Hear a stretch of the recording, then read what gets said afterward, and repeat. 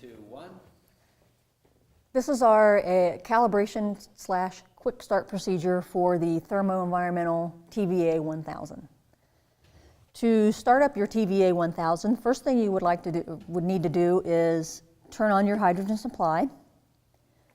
Now go ahead and power on the instrument by pressing our on key.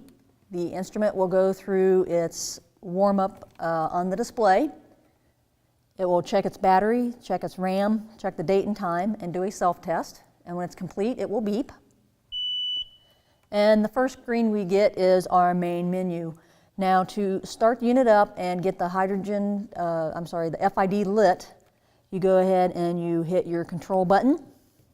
And under the control menu, you will see turn pump on, ignite, turn PID off. First thing we want to do is we want to turn our pump on, hit our number 1 key, and you will hear the pump running. And what we'd want to do then is we'd want the unit to run with the pump for at least 1 to 2 minutes to get proper flow of hydrogen throughout the whole system of the unit. Once the unit has been operating for several minutes, we go ahead and hit our control button again. And now we want to ignite our FID. So we hit number 2. The pump will stop and you will hear a pop. That pop will indicate that the FID is lighting. Now what we want to do to make sure our unit is running and operating is we hit our number 1 run key, and we're going to get to our normal display. On our display you will see where its FID and PID are on the display.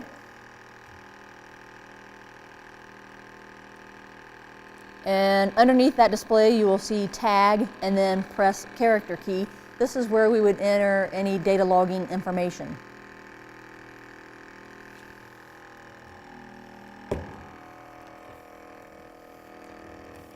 And again, there's our PID and FID readouts. And also, if you would to go ahead and look at our probe display, and it will give us, right now we're on our PID function, and if I hit my detector, I would go to my other function, FID. We'll go ahead and put this back down. Now what we want to do is, with the FID lit and the unit running, we want the unit to warm up again for our 20 to 30 seconds. And after our unit has warmed up, then we want to go ahead and calibrate it. It is recommended that the unit be calibrated before each use or any extreme changes in our weather conditions. So to calibrate the unit, we would want to get out of our run mode, and we would hit our exit key. And we want to go to setup. So we hit number 2. And in our setup menu you see several different options, and right now we want to calibrate the unit. So we press number 1 on our keypad, and in the calibration menu you will see 0, background, span, gas concentration, and response factor. Now in calibrating the unit, the first thing we check is our response factor, so we press number 5. And as you can see, our PID and FID response factors are both set to 1. For our purposes here, that is the correct response factor. These response factors can be changed depending on the type of gas you are looking for. But we're going to go ahead and leave our response factor set to 1. And I'm going to go ahead and hit my both button because I want them both set to 1. So I'm going to hit number 1. And as you can see, it says enter response factor. So I just hit 100 and enter, and my response factors are accepted. And as you can see, you can set each response factor for each detector separately or both at the same time like I just did. The next thing we would want to check before our calibration would be our gas concentration, number 4. And ours is set to 100 ppm for the FID and 100 ppm for the PID. And for our purposes, these are correct. You want to have the ppm readings on your monitor match as what your calibration gas is going to be. The calibration gas we're using for our PID is isobutylene, and then calibration gas for our FID is methane. And again, both of these are at 100 ppm. So our gas settings are correct. So we will go ahead and just hit our exit key. Now the next thing we want to do is zero the unit out. You want to go ahead and use zero grade air, less than 0.1 ppm hydrocarbon if you are in a dirty environment. If you're in a clean atmosphere, in a room where there's no contaminants present, you can go ahead and just use your ambient air. We're going to go ahead and use our ambient air for calibrating the TVA. So I press 0.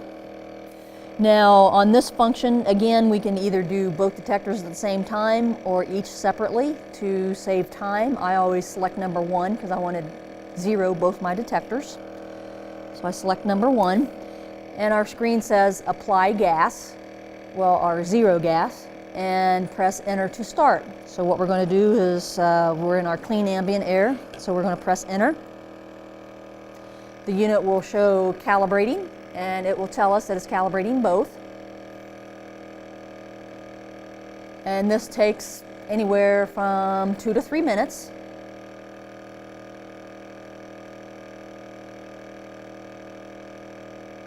Once it's done calibrating, it will go back to our calibration menu. Now the next thing we want to do is we actually want to perform our span calibration. So span calibration is number 3. And at this point in time, you never want to select both because we have different calibration gases for the 2 different detectors. So the first detector is our PID, and again, we want to use our isobutylene gas. So what I do then is, since I've already made sure my gas concentrations match, I go ahead and connect my tubing to my inlet probe. And I select number 2, PID. And again, it says apply gas. I like to apply my gas and let the gas run through the unit for a few minutes before I hit enter. This way I have plenty of time for it to get through my tubing and through the unit. So after it's ran for a couple seconds there, we go ahead and press enter to start. And the unit will say calibrating. And again, we wait for 2 to 3 minutes during the calibration process. The unit will automatically detect our calibration level and will accept that calibration gas. We go ahead and when it's done, it goes back to the calibration menu. You go ahead and disconnect your tubing, disconnect your gas, and we are done calibrating. There is a function on here for background. Now this is if you're detecting or using the unit in a highly sensitive area and you want to cancel out your background readings. Then you would go through that background process. We're not going to do that at this time. We want to go ahead and hit our exit key to go back to our run menu. We want to go ahead and hit exit one more time. And I want to hit number 1, run.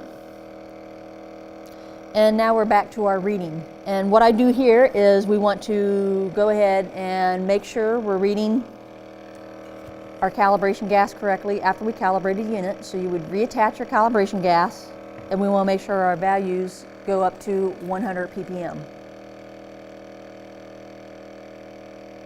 And once our values stabilize and get at our 100 ppm, then we are ready to go. And there we go. So now I know I've calibrated my instrument properly. The next calibration you'd want to do is your methane calibration, and it's the same procedure for the isobutylene calibration on the PID. And that's the end of our calibration procedure.